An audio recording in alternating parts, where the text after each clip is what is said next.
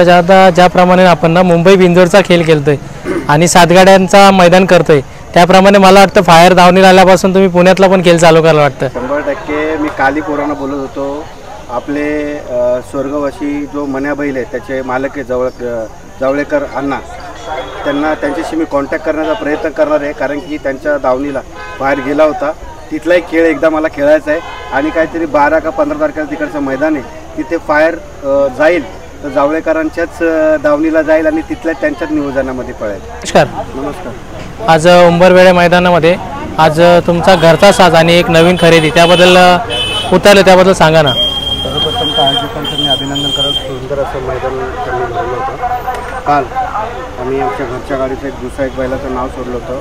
फायरला पहिल्यांदाच पहिल्यांदाच मैदानामध्ये हल्ला होता। गाडी जमली असती तर गाडी आज पळाली असती, पण नावं पण थोडी उशिरा पडली आणि तेजाची ऑलरेडी एक गाडी जमली होती, म्हणजे दुसऱ्या बैलावरती जमली होती। तेजाला दुसऱ्या यांना आपला पितवाळा फळेगाववाल्यांना आम्ही दिला होता, सुंदर अशी गाडी पळाली।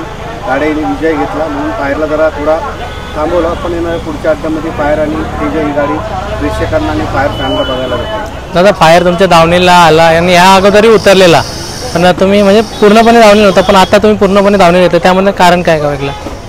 फायर हा पहिल्यापासून आम्हाला आणि आमच्या ग्रुपला खूप आवडीचा बैल होता, कारण की भुंगाच्या नंतर देखना सुंदर आणि स्पीडचा बैल आम्हाला फायर आणि लक्ष्मी ड्रायव्हरच्या धावणीचा असल्यामुळे तो आम्ही आमच्या स्वतःच्या घरचाच समजत होतो। पण आमची अशी सर्वांची इच्छा होती, ज्या टायमाला लक्ष्मी ड्रायव्हर तो विकतील त्या टायमाला फायर आपल्याच धावणीला असला पाहिजे, हा पोरांचा सगळ्यांचा हट्ट होता आणि तो हट्ट पकडून मीही त्याच्यामध्ये त्यांच्याकडे मागणी केली आणि त्यांनी सहकुशीने 11 की 5,555 रुपयाला त्यांनी आम्हाला घरपोच हा बैल त्यांनी आम्हाला दिला। मित्रांनो, पाहू शकता दादांची खरेदी एकदम विक्रमी असतात। प्रत्येक खरेदी कुठली मला तर न वाटत अशी हलकी असेल, का बोलायला जातं त्याबद्दल? आता बैल पळतात, बैलांच्या किमती पण खूप वाढल्या जातात सध्या। छोटाही वासरू पब्लिकला पळाला आणि तो पळाल्यानंतर मुंबईमध्ये त्याची किंमत 5 लाख 10 लाखाच्या वरती होते। पळणारी वासरं असतात, पळणारी बैल असतात, त्यांच्या किमती खूप जास्त आणि खास करून पब्लिकच्या असतात, त्याला खूप डिमांड असतो, त्याच्यामुळे त्याच्या किमती आता खूप वाढल्या, त्याच्यामुळे तेवढ्या किमती देऊन बैल घ्यावेच लागतात। आणि दादा, एक विचार झाला ना, तर आज फायरसाठी स्पेशली एक माणूस आलेला आहे, त्याबद्दल काय सांगाल?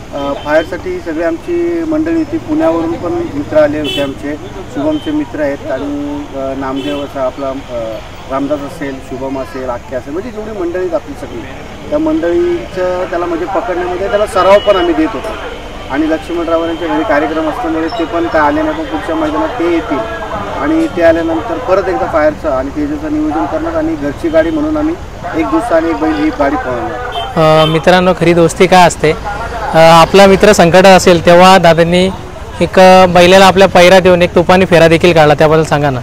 आकाश शेठ माझा भाऊच आहे, आम्ही तिघं पप्पू शेठ आणि मी सख्खे भाऊ असलं तरी आकाश शेठ आमच्या घरातलाच मेंबर आहे आणि आमच्या भावासारखाच आहे। वारंवार ज्या वेळेला माझ्या दावणीला बैल नव्हता आणि ज्या वेळेला माझ्या दावणीचा गुलाल नव्हता, त्यावेळेला एकमेव म्हणजे राऊत कुटुंब असेल का त्यांच्या दावणीतले बैल ते मला वारंवार बोलायचे का आमच्या दावणीला जो पळणारा बैल आहे तुम्ही तुमच्या नावामध्ये पळवा आणि तूही शोक चालू ठेव, पण मी त्याच्यामध्ये समाधानी असायचो।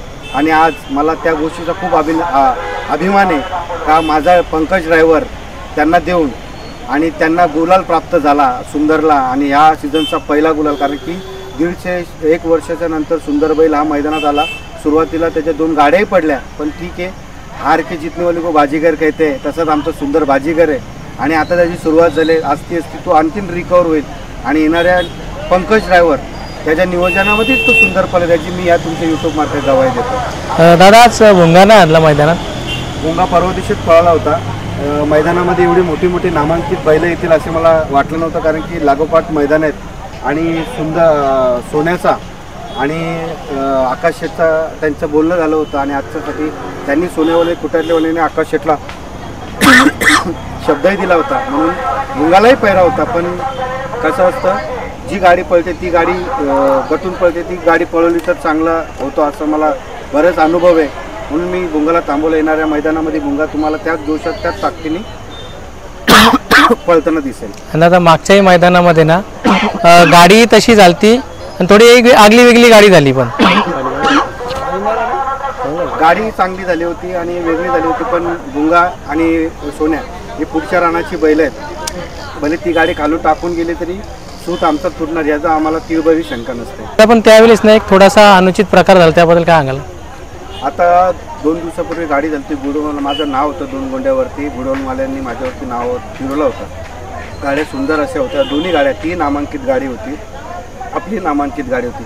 पण ती शेवटी त्यांच्या नशिबाने साथ दिलं नसेल, काहीतरी कोणाची तरी मिस्टेक असेल, कुठेतरी त्यांचा जुकार थोडा कमजोर असेल आणि शेवटी बैलगाडी क्षेत्र आहे, सगळ्या गोष्टी विचारपूर्वक आणि सगळ्या नियोजनामध्येच मैदानात उतरायचं असतं.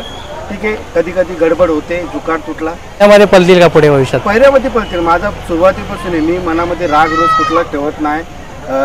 शरद झाली किंवा कसा असतो आजकाल जमाना असा चालू आहे तर शरद झाल्यानंतर तर समोरच्याला आम्ही कधी हरवतो असं माणूस मनामध्ये निश्चय करतो.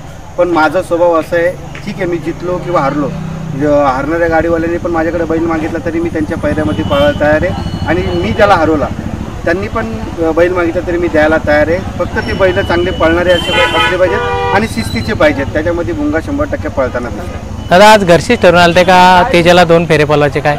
घरची ठरवून नव्हतं आलो, ही गाडी जमली तर ही गाडी पळवण्याचा विचार केला होता आणि तेजाचा मला माहीतच होता तेजाचा गुलाल, कारण की तेजा बिन गुलालचा कधीच लवकर घरी जात नाही. आणि आकाश शेठ त्यांनी वासराचा जरा चालला होता त्यांची व्यवहाराचा, रुद्रा करून पुण्या आंबेकरांचा वासरू असं अतिशय सुंदर आणि स्पीडचा वासरू येतो, आपल्या मुंबईला पहिल्यांदा उतरला होता तो. त्याच्यामध्ये तेजा फेरा मारासाठी आकाश शेठ बोलले का शेठ आपण एक फेरा मारून बघूया. ठीक आहे, मग ते काय आता शेवटी आपल्या घरातलेच मेंबर असल्यामुळे मला पण नकार देता आला नाही, आम्ही अर्ध्या रस्त्यामधून फेरा मारला, सुंदर अशी गाडी पळाली. की दादा आणि आता बघा ना, तुम्ही किती अंधार असो काही असो, पण ही जी पोरं आहेत ना आपल्यासोबतची, आता ही एवढी पोरं आहेत, ही कधी ना म्हणजे मागे अपयशाला डगणारे पोरं नाही अजिबात. म्हणून माझं नेहमी मी त्यासाठी सगळ्यांचं आवर्जून म्हणजे ते मालकच आहेत बैलाचे.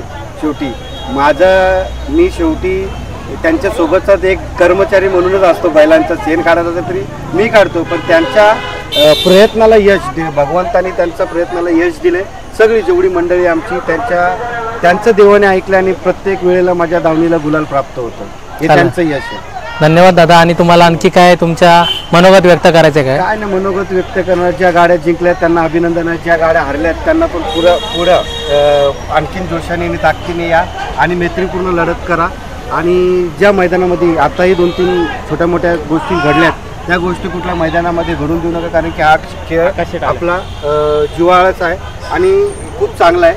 मैत्रीपूर्णच लढत झाली पाहिजे. आणि जे आपले स्वर्गीय पंढरी शेठ फडके व स्वर्गीय बालू शेठ मोहो यांच्यातर्फे जो 13 तारखेला अड्डा होणार आहे त्याच्याबद्दल काय अपडेट असेल दादा? सुंदर असा त्यांनी नियोजन केलं आहे. मलाही त्यांनी कॉल केला होता, येणाऱ्या 13 तारखेला भुंगा तिथे पळताना दिसेल 100%. चालेल दादा, धन्यवाद. धन्यवाद.